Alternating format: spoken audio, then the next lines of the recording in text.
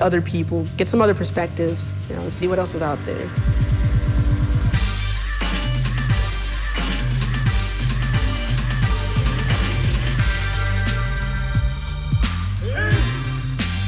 I have got sailors from all around the world, different backgrounds, different beliefs and religions and race, but also different upbringings. We take people in the Navy from around the world. And I think that's important because you get ideas from all over. I'm from New York. I'm from New Orleans, Louisiana. I am from Vermont. I came from Cuba. I'd never been on the ocean before I joined the Navy. I'm a first-generation sailor. We're all given the same test. They're just simply looking at how well do you do your job. If you're diligent and hardworking and you study the references, you can do anything in this Navy. You get to a certain level of leadership where you can actually affect culture. There should be no reason why it matters whether you're a man or a woman or black or white or what your gender identity is. Everybody has equal rights and equal opportunities. The Navy has given me more opportunities than I ever could have imagined coming from a small town. I've been to Bahrain, I've been to Italy, Australia, to Singapore, Philippines, Thailand. I've been so many places, I'm trying to keep them separate. I mean, I've been to 4 or 5 different countries in the last year. Being in the Navy and being to another country, to another culture, it teaches you how to find yourself, how to actually be an adult and be responsible. No matter where you go, you're gonna meet people from places you've never been before, and they're gonna have experiences you've never had before. So learning from those people is one of the biggest advantages, I'll say, from being in the Navy. The people that I work with, they immediately become like a group of family. Anytime you've got a team that's able to get something complex accomplished, right? Do something hard together and do it well, that builds morale. You can't learn this level of teamwork or hardship or flexibility anywhere else. You will not find an organization or a business in the world with the diversity that the Navy has, or more importantly, a business that uses its diversity the way the Navy does to win wars.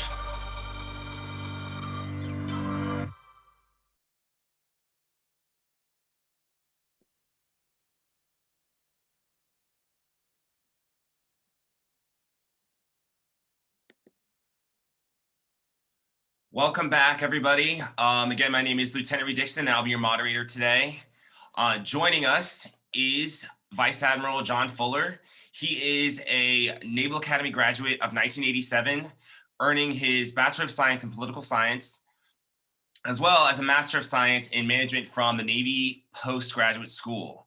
Thank you so much, sir, for joining us today. Over to Rear Admiral Harris.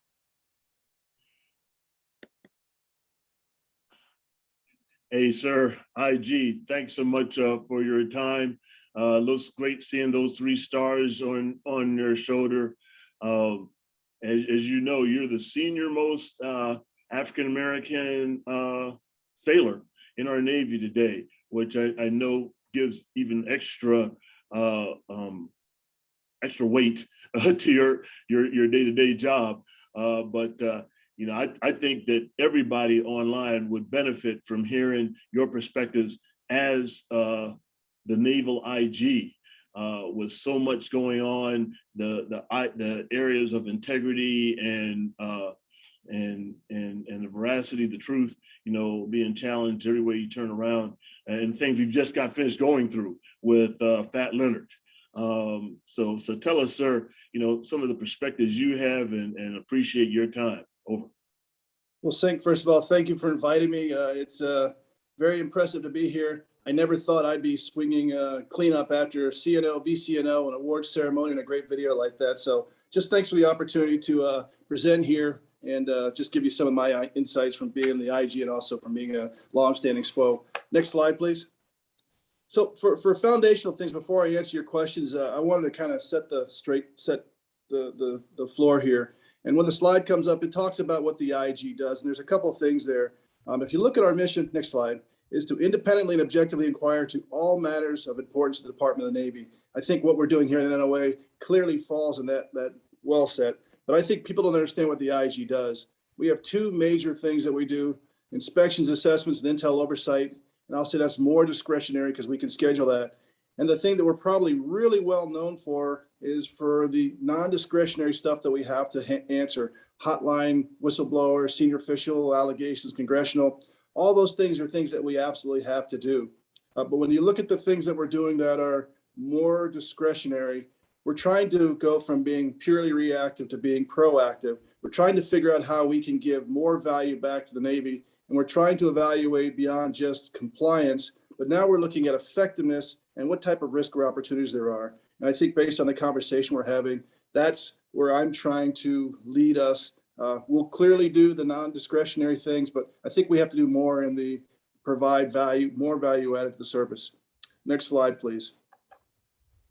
I thought this was an evocative slide because if you look at it, it talks about some of what we think, what we know, and what there is, and the differences in that.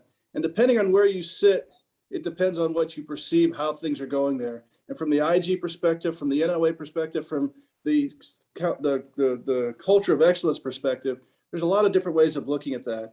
So I'm not going to dive too deep in this, but I just want you to think about the different perspectives and perceptions we have.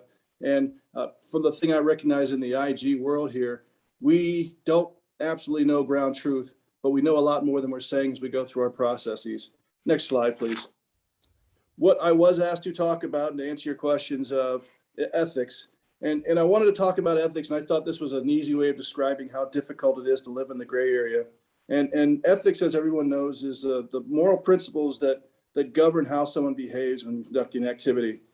Two things about ethics. They're well-founded standards of right and wrong, and they prescribe what humans ought to do, usually in terms of rights, obligations, benefits to society. And a big thing on that is fairness. And secondly, ethics refers to the study of how we develop one's ethical standards.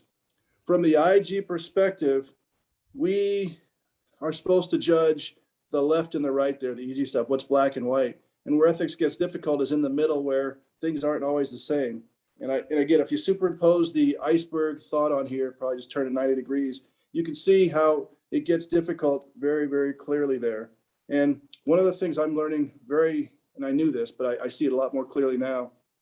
The term of ethics is not only what you do, but the fact that if you see something wrong and don't do something, that's also equally ethically unpalatable. We have to do both. So I'll just go on for that one. And again, you look at NOA, not doing something to write something that's a missed opportunity is something that we ought not do. Next slide, please. The second thing I was asked to talk about is integrity. And that's the quality of being honest, having strong moral principles, moral uprightness.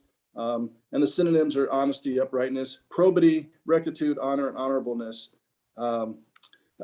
I thought about more than that. I think if you look at the picture, we all know what integrity is, and we all know the value that brings to the service. And it's easy to do when people are watching, but what we really have to do is, are we people of integrity when things are hard? From the IG perspective, we are supposed to investigate those. We get lots of calls about that. And clearly, every time we find someone has done something wrong, there's no surprise about when they cross the line. But when you're in the mix and when you're doing these things, what I'm finding is you probably need some help to make sure that you don't get stuck in quicksand without a lifeline to pull you out of there. So integrity works best as a group. It's supposed to be an individual thing, but we need to make sure that we help each other not get lost on our way. Next slide. The third thing I was asked to talk about is, hey, tell us about yourself. Why have you been successful? What were your goals there? Oh, that's a tough one. So I never went out there saying, my gosh, I'm going to be a 3-star. I want to be the IG. That was never my goal as an ensign. I took more of a high jumper's philosophy there. And I just wanted to see how high I could go and see how that took me. And part of the thing on there is it was not so much the goal, but I liked the process. And as I learned, for those of you who are planners, it's not so much the plan, it's the planning. If you read some of the things there, it's not so much the end state, but it's the goal and the journey of getting there that makes you a good person or makes you a person of value. So I learned to try to get satisfaction from the journey and being a good person along the way. The second bullet there, I also embraced the Serenity Prayer. Lord, grant me the serenity to change the things I can. The courage or the serenity I'll say the prayer wrong here, but give me the serenity to understand, you get it, the courage to change and the wisdom to know the difference between the two. But the whole thing on that one is, when you're going forward, did you want to do something a different way and challenge the culture, or did you want to accept the culture and carry it forward there? And in some cases, as an engineer, when I first came in, the goal in some cases seemed to be who could curse the most, who could sleep the least, who could belittle the people the most, and then still get things done. It was a fear environment. And I wanted to do things a different way there. So I realized I could change things, and it actually worked out for the better. In terms of motivation, what motivates you? We're clearly not this in for the money, but I think problem solving in a team environment has been a great driver in my life. And having an honorable endeavor, and I'll say it's a tackling fuel, that motivates me. I still like what I do. Perseverance, again, doing something despite difficulty or delay and achieving success, putting in the time is a good thing there. Having experience matters, and I think it takes time to get there. And one of the things I've observed is there are a lot of people out there who are brilliant, but they're inexperienced. They're brilliant, but they're impatient. And to be successful, you have to be at least smart, and you have to have perseverance to work through to make things right there. Culture takes time to change. Any environment takes time to change. Even breaking in shoes takes time to change. If you're willing to do it right, sometimes it takes time. And if you accept the fact that sometimes it does take 10,000 reps to become an expert, and you want to be that expert, then you've got to have perseverance. And then the other thing I've discovered is problems are best taken care of when they're understood. And in a lot of cases, that means you have to understand both sides of it and be willing to listen, be willing to participate, and be willing to express one side's position to the other one. And I think that's where we talk about transparency, and that's where a lot of cases problems are solved. So if you kind of use a circular thing on here, trying to be satisfied and take the journey, if you're willing to try to change the things you can, accept the things you can't, and know the difference, if you're motivated to solve a problem, you show perseverance, I think that cycle is what's driven me, and not so much a specific goal, but the high jumper's attitude of, I just want to give my best effort, see how high I can jump, recognizing at some point everybody goes out, and be satisfied that I've given the best effort possible in an honorable endeavor. So that's kind of, if I had to characterize the 34 years of talking about myself in that terms without saying the word I or me, those were the goals, is to help be part of the best team that I could be part of. Next slide, please. I was also asked to talk about the enterprise and IG challenges. And from the pure IG thing, since I described that we have inspections and intel oversight, and then a lot of intakes, we're working with a supply and demand issue. I'm trying to figure out how to have the capacity to do the things well. And given that the number of intakes is going up, how do we continue to provide the excellence, the quality, the world-classness that we ought to, and still get to the truth in a timely fashion? And that's challenging. You heard the VC Neo's conversation about data. There is so much out there, but I think we need the ability to connect more dots than we do. Perhaps had we connected more dots, some of the things that we are most embarrassed about in terms of poor behavior could have been addressed sooner before it came down to an IG complaint. It could have been resolved by possible disciplinary action early, possible mentorship, or in some cases, some people just weren't the right ones to stay in the Navy. Don't know, but I think that's stuff that we have to look at. I also want to be more proactive and less reactive.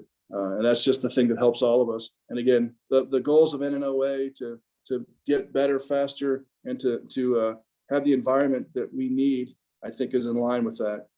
Also want to make sure with all the great tactical things that are going on there that we are aligned to the strategic and holistic vision of what needs to happen. In a lot of cases, I believe there's a disconnect there, or we don't have, if you look at the story when Kennedy or Johnson was going through the Space Center, we need to make sure the custodial people are aligned to the mission, or believe they're aligned to the mission, just like the astronauts are. And I think you've all heard the story of, hey, why is this guy so happy? He's just sweeping the floors. And he said, well, I'm helping get a man to the moon. So in the holistic view, we talk a lot about leadership, but I think it's also important to talk about followership, because everyone who's been a successful leader, in my opinion, who's a really successful leader, had great followers. And we don't talk enough about that. I mean, I still have people I work for. So am I a great follower as well as a great leader? That remains to be seen. And then from the IG perspective, and this kind of goes in there, my goal is to have us as a world-class enterprise. My condition right now is I don't know how to measure that. I don't know by what standards on IG as world-class, but the things we're driving towards is to increase the professionalization, to drive for enterprise excellence through that. And I think if you get the professionalization, the enterprise excellence, then we'll have increased confidence in what we do, and we'll be more value added to the service. Next slide, please. This is an act in progress. We're trying to figure out what people are complaining about.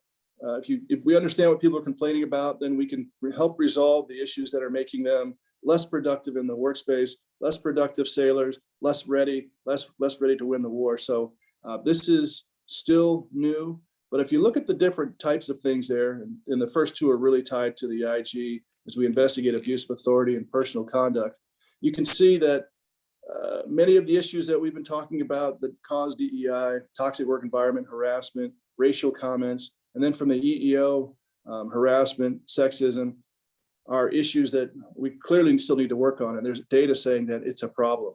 And then if you look at the personnel issues and pay, these are other things that are just making sailors unhappy, which is distracting them. So the common themes are, there are in fact hostile work environments out there. There is harassment. There is abuse of authority. There's discrimination. And then the one in red that I'm newly trying to just figure out is, thanks to technology and thanks to some of the other things out there, we've always had illogical complaints and complainants, but now they're able to raise the number of contacts they can do. They can do robocalls, they can do websites that actually push out lots more than their individual thing there. So we're trying to also not have that skew the data, but that's part of the things that we're fighting for. As I was preparing for this, one of the questions I got from the NNOA team working with our staff here, they had a question. I'll pose it here and I'll give you a thin slice answer and then we'll explore that more. But as the NAVIG, what are some of the major issues, barriers that are impacting the Navy's culture? Not just diversity, equity, inclusion, but also destructive behaviors. And then from these issues, what are the things my team can do to make things better? The thin slice answer to all this is, it seems like it's a fairness issue. And I'll say that because if someone is sitting on one place, and go back to the iceberg slide, and they see somebody else has either a less restrictive or some sort of environment that's different than theirs, then they perceive that there's a fairness issue. If there's a lack of opportunity, it's a fairness issue. If there's someone who doesn't get a chance, they perceive to have the board or have liberty or have leave or have an award. If there's a fairness issue, people are talking about that. If there's a fairness issue, then that's driving us down and away from the culture of excellence. That's causing people to look more at the individuals and see what's going on and not focus on the mission because they're feeling that there's an unfair condition between them and the people they're working with. And that would be the thin slice answer on that one. Next slide, please. So I put this as a varsity level challenge thing. And as you heard the CNO speak, as you talk about the things that we value, you know, we have the core values and the core attributes out here. And that's what we are driving for. That is the ideal. And I just put the small bullet in there about what the CNO said about the culture of excellence. But the question is, from where we sit today, what doors do we have to kick in and what does it take for us to get to that culture of excellence? And then the real question is, how do we know when we're there? What is the thing that says we've crossed the finish line, or how do you know we've achieved nirvana? And I will say, based on my philosophy of life, the goal is not just to get to the goal line, but it's the process that keeps us getting better and better once we cross that threshold. Next slide, please. So a couple things from the IG's perspective. You know, how do we measure that we have achieved the culture of excellence? And you can see some of the things that talk about organizational culture. And then what constitutes from the organization that's supposed to look at that, the ethical group here, what standards do we constitute that we're world-class at helping maintain that, or at least observing and giving feedback on the organizational health? I'm working on those. I don't know those. I mean, if you saw I know you did, VCNO has lots of things that we're working on to get world-class questions answered, but we're still working through that one. And a lot of things I'm looking at are not so much hard facts, but we're trying to sample and observe what things are people doing that correlate to the environment and the culture that we want to have. I don't know the answers, but that's something we're focused on looking at. Next slide, please. So I'm working on a complementary model. And I'll say, first of all, that we're all in on culture of excellence. We're all in on what Task Force Navy One's doing. But as a sports guy, I thought that this was a very complementary model that we're developing. And it's the analogy of, think of what good sports nutrition does for the top athletes in the world. And if you put this in a Navy thing, again, for good sports nutrition, it's not performance enhancing things. We don't want to go on steroids because we see over time, temporally, after a while, they hurt you a lot more than they helped you in the near term. But we've all seen this. 2 ships on the pier there. One ship is a bad lead winner that gets all the great things, and one ship has problems. But from the outside looking at it, they have roughly the same number of people. They have the same crew alignment, the same team, the same everything, schedule. But why is one ship so much better than the other one? What about the culture of the really great ship makes it a great ship? And what about the culture of the poor ship makes it a poor ship? And you can apply this to a squadron. You can apply this to a systems command. You can do anything. But if you think about the intangible nature of what good sports nutrition does, externally, it doesn't look like it does something. If you equate good sports nutrition to culture of excellence, if you equate that to how people treat each other, if you equate that to mutual respect and fairness, it's clear to see that they can focus on the mission because they're not distracted by the things that we were complaining about. It's a growing theory. Next slide. And this is for any of those of you who are dealing with younger people, a no-brainer, right? If you had a choice to choose the healthy one, which we know what we're supposed to do and we often don't, why wouldn't you? And I even laugh at the COVID slide there, because if you had the opportunity to knowingly have COVID versus healthy lungs, why would you choose that? But yet we see it happen all the time. If you're buying a gift for your favorite aunt, would you buy the one that's crumpled over and dying, or would you buy the one that's in good health? Now, I don't know your aunt very well, but the thought is, in general, you'd always pick the thing that is healthy. It's a no-brainer choice. But now we go back to ethics. We go back to integrity. We go back to all these other things. Part of the reason the IG is so busy is because people are not making the right choice. So the question is, as leaders, if you see something, are you doing something about it? And what can you do to tip the scales to make things on the right side of things? That's the question. And if you devolve back to what's black and white, it's really easy. But I know it's the gray area that we spend our time really trying to figure out.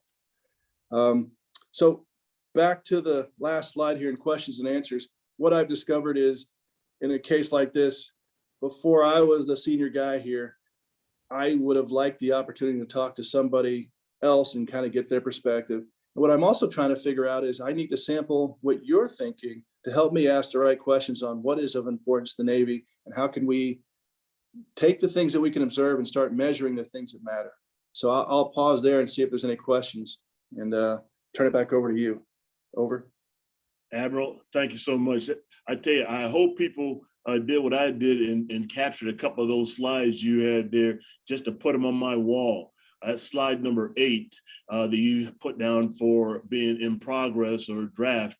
I think it's an incredibly important one, and one that every shipmate ought to be thinking about. Hey, sir, Jared's going to ask you a couple of questions here, but I got the mic first, so I'm going to go ahead and start. Growing up, one of the things I was always taught was that no one's ever going to buy your integrity for $10,000 with a single check. Instead, they're going to buy it a nickel at a time. Let me ask you, is that statement make any sense to you? Have you seen stuff like that in your career or as IG? Absolutely. One of the questions I ask in the pose to my thing to NLIC is, does your check engine light work?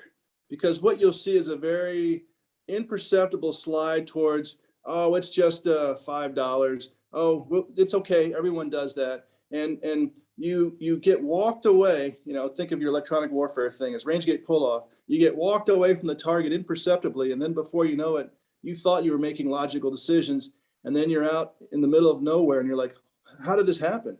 And when I talked about, it's great to be individually moral and integral, but you need a team out there. You can't do this alone. There's just too much gravity, too much current, too much wind blowing you off course.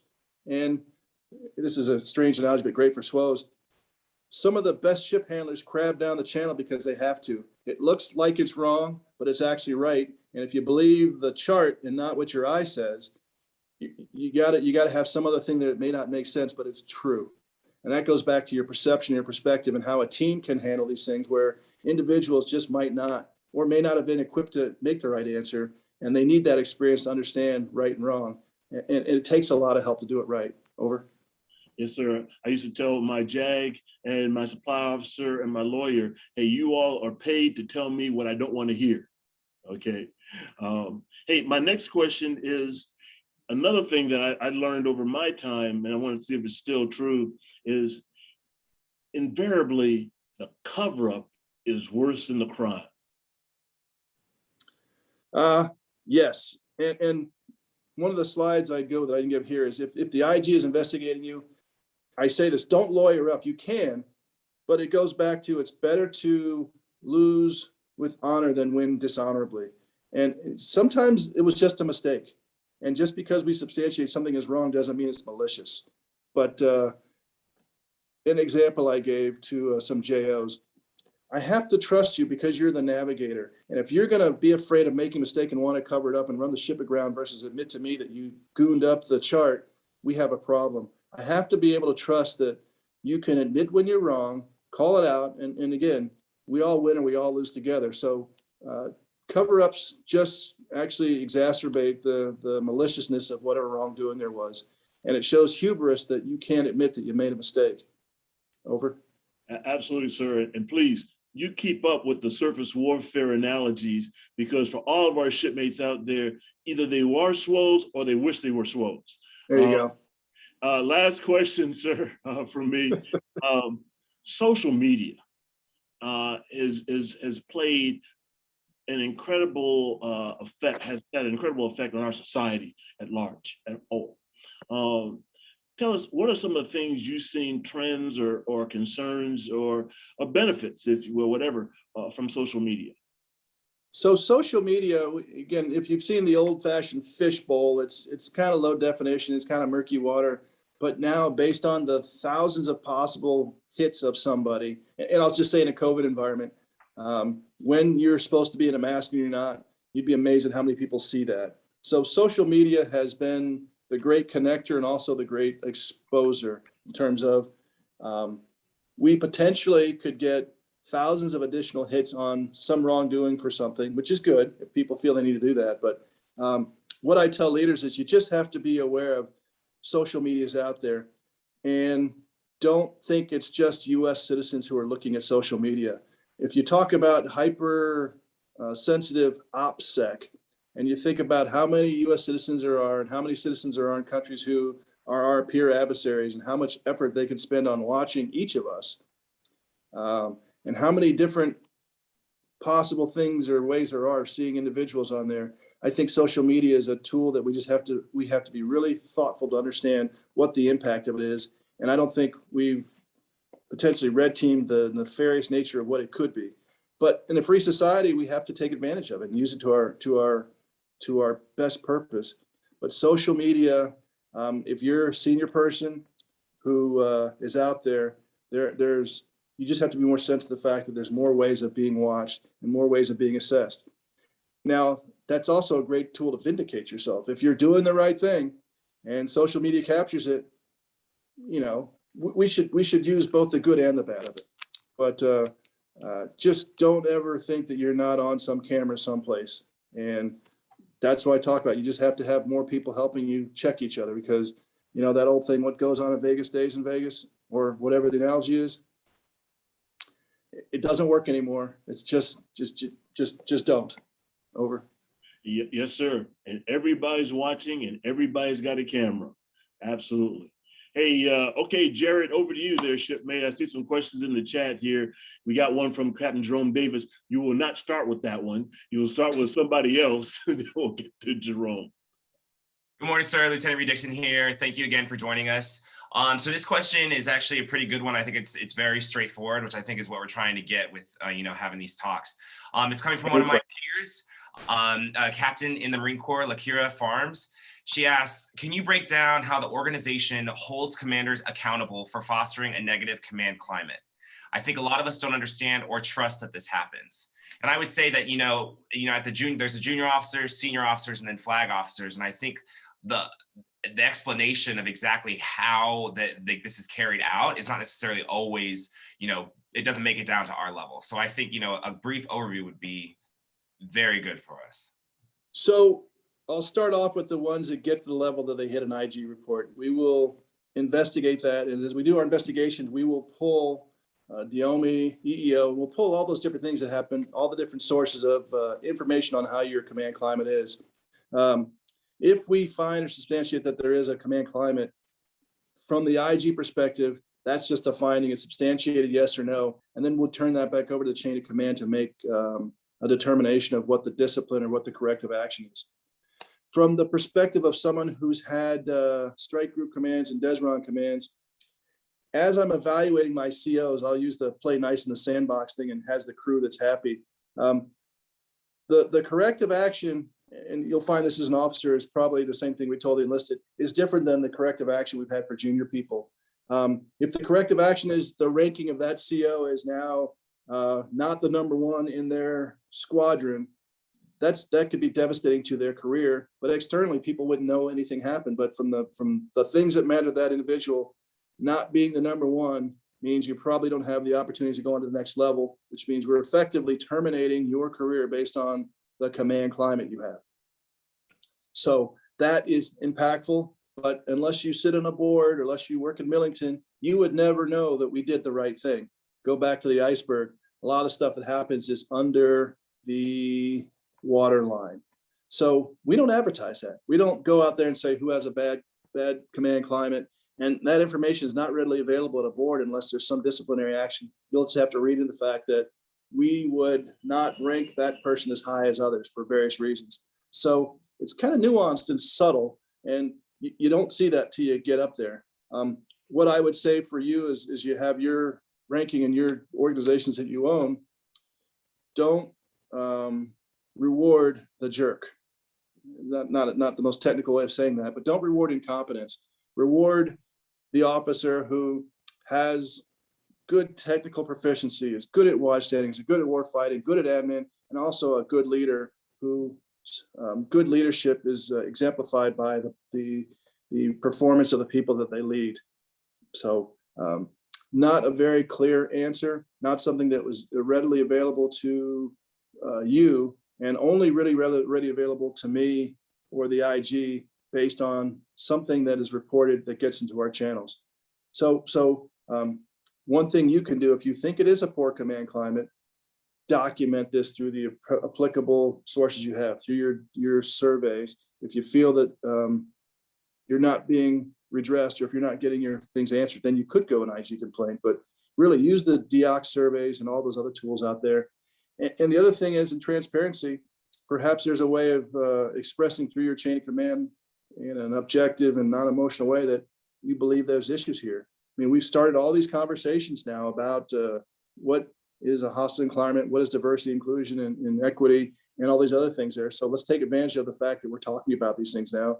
And perhaps the person didn't even know because they weren't equipped to see it. I'll pause there. Over.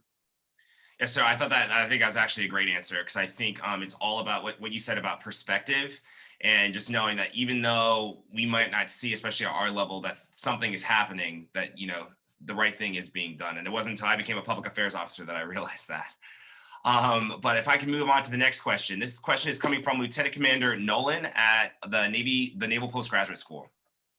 So now being seasoned and obviously the most senior African-American officer that we have, and of course, as a Navy Inspector General, were there ever experiences during your junior officer days that would be alarming to you now? What would be your recommendation to junior officers for some of the issues that you mentioned that currently exist, such as racial comments or hostile work environments?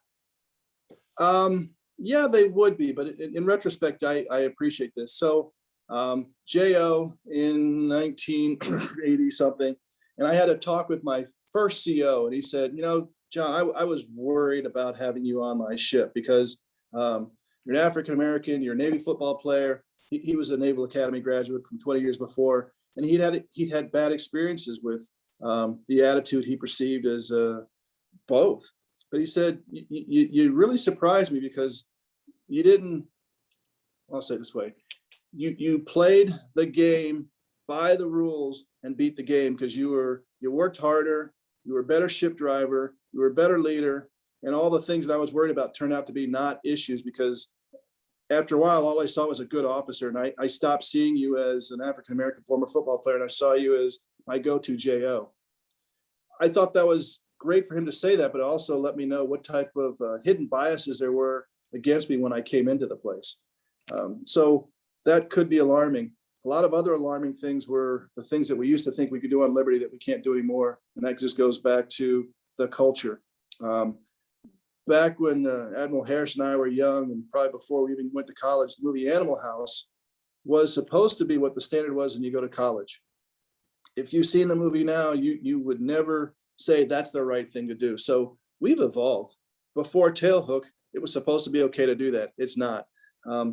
So I'm watching the gradual melting of the things that we thought were okay, and I'm seeing the enlightenment happen here. So second part of the question, what can you do about that? Unemotionally, objectively, and clear-headedly have the conversations about things that concern you. Some of the things I discovered later on is in some cases, people misunderstood what the rules were. They misperceived them, and they applied that to what they saw was something as a wrongdoing. Turns out it wasn't.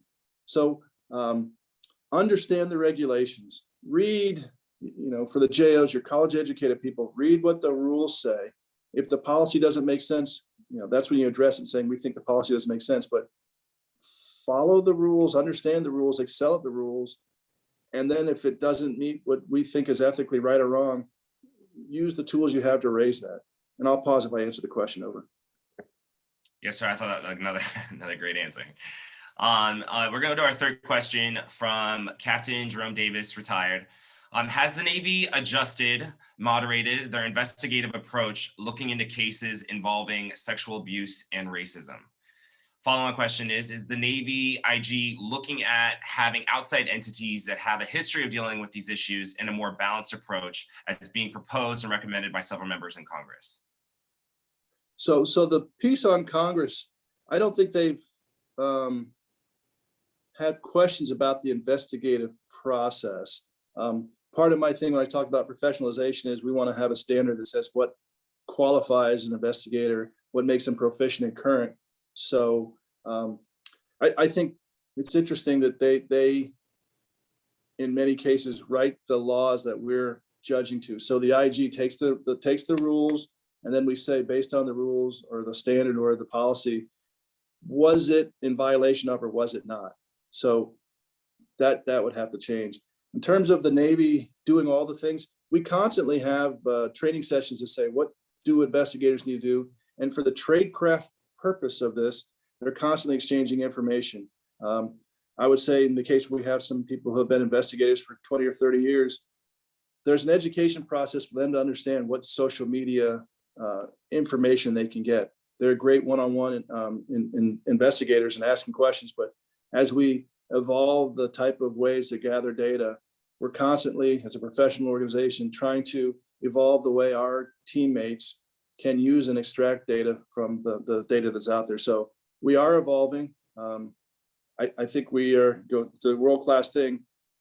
Measuring the fact that our investigators are qualified and certified is something that we have to do better. Measuring the goodness of how their qualifications are something we have to do better. But short answer, yes, we are. And I think we are doing the best we can. The issue we're seeing, though, is the pure volume is you can't go but so fast. Every one of these cases requires an individual to do many manual things. I'm trying to figure out how to automate some of those things to make us go a little faster, because if it takes 6 months to do a case and you got 50 cases, some of those are going to take years to get to, and that's unacceptable both for the service and for the individuals. I'll pause if you have a follow-up on that one. Over. So this is kind of it kind of ties into your experience in being in the seat for so long, for as long as you have so far. So after being in for a few months, after a few months, how has you talk about automating, some of the things like as we're moving forward. But how has the experience of being the Navy Inspector General shaped you personally and professionally?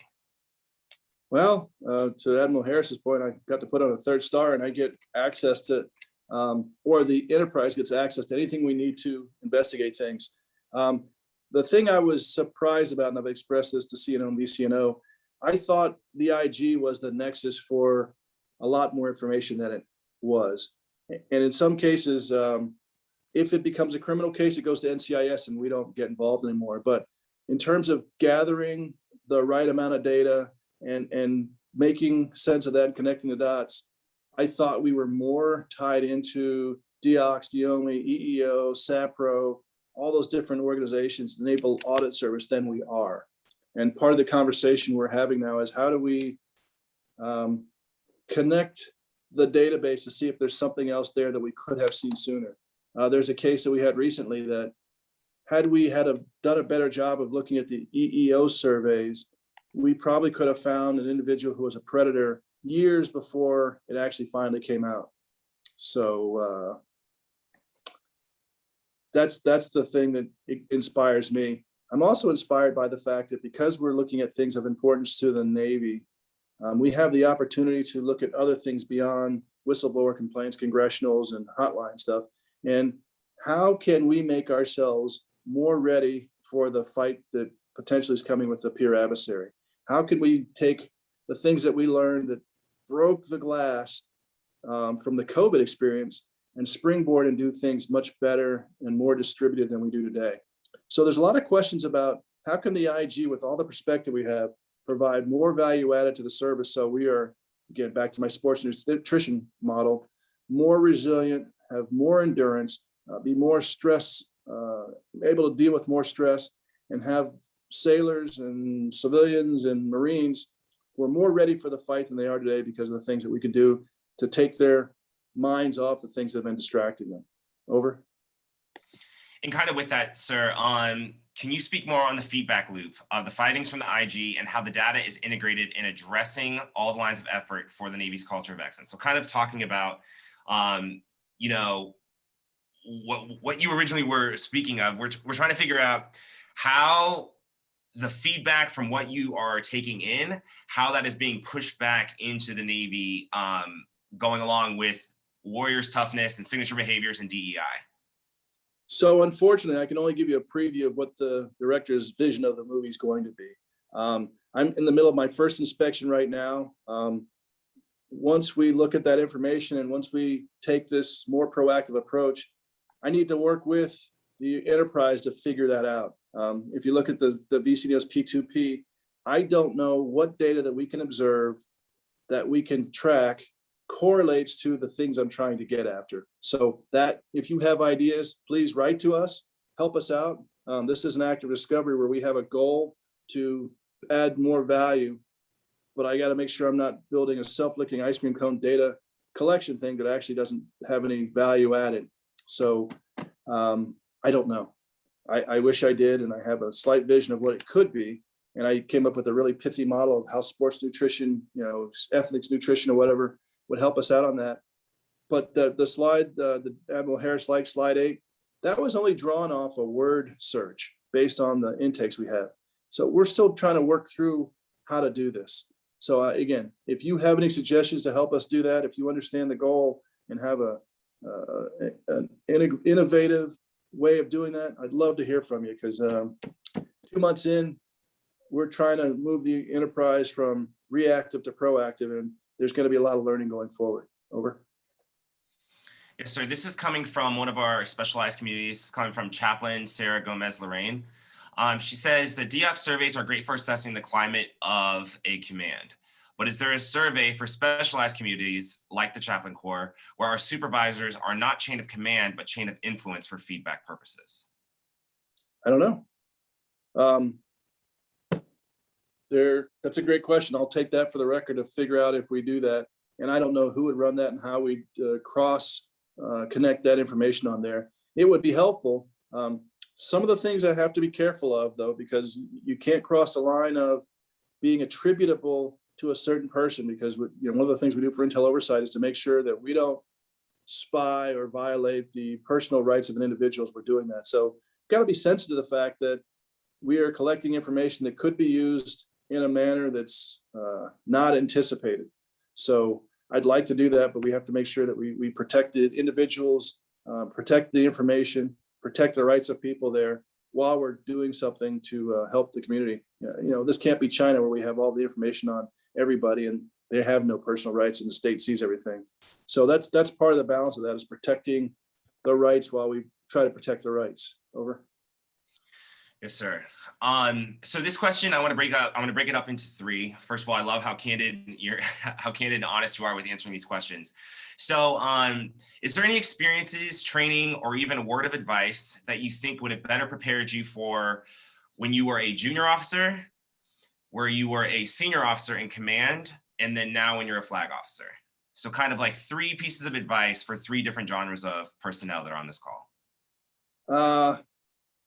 The thing that has been the model I've used for a lot of life is the sports analogies, because of how fast things turn over. Just take a football season. You have preseason, you have pregame, you have films, you do your assessment, you replan, and then you do the thing, and then you have a campaign plan. So that speed of the preparation, the evaluation, the viewing yourself, the red teaming, here's the thing that people hate. No one likes conditioning, but they like being in condition. The hard work, the requirement to be part of a team was a foundational thing. Be brilliant where you are, bloom where planted. When I was a JO, the most important thing was to be DC, and my whole world was DC. And it filled my vision. And I was just thinking about that. When I became a chief engineer, I realized that's one of my divisions, and it's important. It's a contributing factor, but it's part of a scheme, a part of a team. So understand to the extent you can how your role supports the broader picture here. I probably didn't do a good job of talking about this, but with the custodian at NASA knew his role was to keep the floors clean, but he knew if he did his job the best he could, that was actually helping get the astronauts to the moon. So appreciate putting in the time of, it takes 34 years to have 34 years of experience. I don't know how to make it faster. That's just kind of the is. When I was a CEO of a ship, I thought I knew everything. I thought, wow, I'm the man here, CEO of a ship. Until I was a Commodore, and I realized how little I knew was the level before that. So what I also learned is use the full breadth of your authority to fix the things below you. Use your full skill set to communicate down and horizontally, and then make sure your boss knows what's important to your boss. And try to think a level above your boss so you can set your boss up to answer his or her boss. And really be a team player. From the senior level, interestingly enough, my past 3 years prior to being here, I was in the joint world. And as big as the Navy is and as great as we are, no naval force would ever fight for real if it wasn't part of a joint force. And I recognize the requirements process and the acquisition process doesn't see it that way. But in execution, if we're not part of a whole team, we're missing something here. And our enemies see us as part of a whole team. So we've really got to understand how we are perceived, and we have to use that to our advantage. Be careful how I say this, but we should be better at head fakes. We should be better at communication. We should be better at a holistic story that actually makes sense. Part of the issue I've seen here is Congress asks us questions that what we're saying doesn't make sense because they're trying to take the whole picture here, and we can only tell the Navy story. That's tough, that's an is, but that's why they question us, because it doesn't appear in some aspects that we are, this is just an opinion, that we are executing and campaigning along a set goal. Back to culture of excellence, back to the things that we started here. This will only matter and will only be successful, in my opinion, if 5 or 6 years from now, we're fighting down the same path or close to it. If we deviate or fall off with the next CNO, then these efforts here will not have been as valuable as they could be. If you look at how we've gotten better over the past 30 or 40 years in terms of respect for each other, in terms of opportunities for people here, we've gotten slowly better, but I can't tell you that there was a set goal or campaign that we were purposely working towards. We are recognizing now that in a peer environment, the things we're doing here are absolutely necessary if we're going to succeed, because we know we can't succeed without them. So the realization is the market's telling us what we need to do. We've got to run with that, but we've also got to add the moral imperative to it. It's not only important to win, but it's important to win with honor. And it's important to win based on the Constitution and the culture of our society versus the culture of their society. And that's why we need to win, because all these liberties and all the people who are doing things that we absolutely disagree with, but hey, have the right to do, would only happen in the society we have now. So that's what we're fighting for. And even in our own service, we're trying to make sure that each of us has the opportunity like everybody else. So if this was a sports team and not Little League where you got to get your, play every kid for half the game so they feel good about themselves and get a bowling trophy, but this was a real professional organization, we would keep doing the things to grow the best, retain the best, and play the best, because that's how you have the best chance of winning. And we'd also do the things to make sure we have a deep bench, because our organization has built-in attrition if we're really going to do what we're paid to do. So I'll stop there. I think I got on a tangent, but hope that answers your question. Over. Yes, sir. And then, so this will be our final question for today. It's actually a question coming from me. So from my scope of things, right, as a PAO, I have a pretty good idea of all the good and the bad that happens throughout our force. And with that, I'll hit on three things, which would be sexual assault, mental health, and EO complaints, right? And so we as PAOs, we can see these things and we figure out a way to be able to communicate to the force of how to fix these issues, right? So specifically with something like mental health, which is obviously very big across our entire Navy, not just me specifically in the force that I represent. We're working with other entities, one being the Chaplain Corps, other one being like the military hotline, or stuff like that. So my question for you is, how is that conversation as the Navy IG that sees these different issues throughout our entire Navy? What is that conversation like with those outside entities? Like, do you present, hey, here's what I found, and now what are we going to do? Or what is that conversation like? So this is a frustrating nuance of being the IG. I report these things, and I may be able to help advise some of the policy, but as the IG, we don't fix them. We observe and we report, and I've been told we call balls and strikes. So if the policy that allows these things to happen is confusing or is not supporting us, we may be able to comment on that. But ultimately, to be fair, objective, and independent, I can't get involved with how to fix the issue. I can only be the person who stands back and in our organization and watches what happens. And then in the proactive thing, just like the slide 8 that Admiral Hare said, report back what's going on so we can do some more learning to correct the process. But we know back to the ethics comments that they're wrong. We know back to the integrity thing, if someone has mental health issues, the team should help recognize that and the individuals help recognize that. And then it's really a team effort. So our role here is to observe independently, provide feedback, and if we can't maintain our independence and credibility, then people will not have confidence in our ability to call right or wrong the bad things that are happening. So unlike you're trying to shape a story. We know it's wrong. We know it shouldn't happen, or we know we should provide better support there. My question is, what tools and what observations can I make to better correlate to what's really happening to what we're seeing in the reporting, so we can get a better idea of how to advise the facts to the people who are going to make the corrections or make the policies to change it. So a little bureaucratic, I know, but that's the role I have to play. And as a lineman, I've got to be very careful that I do what the left guard is supposed to do and not what the center is supposed to do or what the tight end is supposed to do. So that's our role there. And I hope that answers your question. Over. Yes, sir. So we have about 3 minutes left. And so I just want to open this. If you wanted to address the group with any closing thoughts before I turn it to Admiral Harris. I thought it was a great question at the end of Admiral Lesher's thing of what is the value of NNOA? And I thought Admiral Harris's answer was great.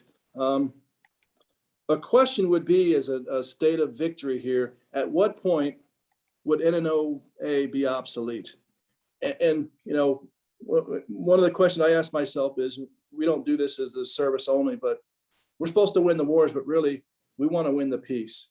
From NNOA's perspective, I know the goal is very honorable, but at what point do we drive ourselves saying this is no longer required?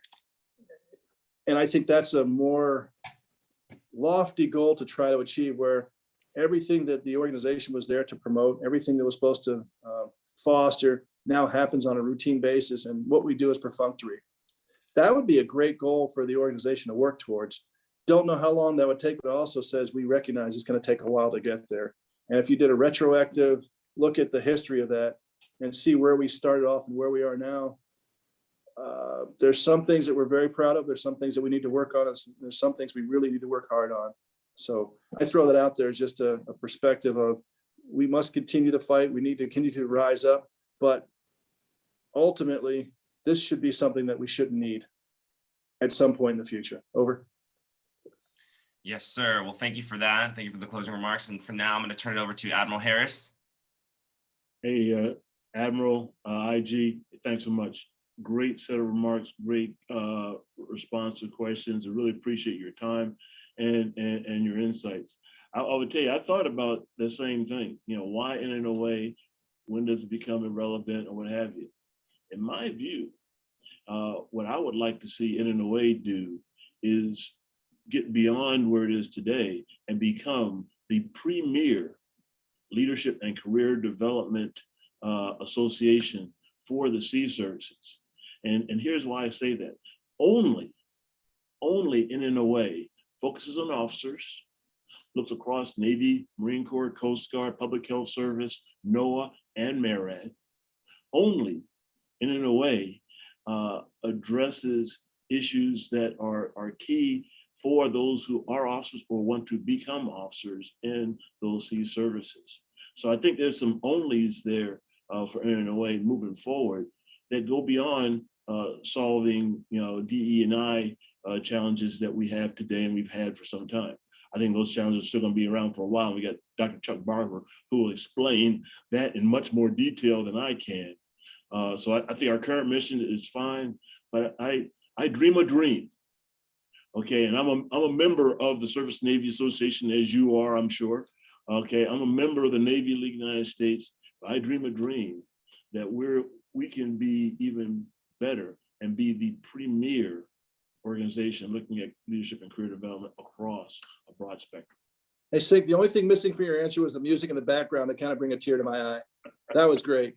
I appreciate it. Hey, thanks so much. My best to your bride, and look forward to seeing you face to face over Zoomatopia. Hey, thank you very much. Best to everybody. Appreciate the conference, and thanks for the opportunity to speak, and let me know what I can do. Yes, sir. Yes, sir. Okay, Jared, you got the deck in the con there, shipmate. You going to send us to break or what? Yes, sir. We are going to head to a break right now. Good, because those of us who are 60 years and older need that 5 minutes. Yeah.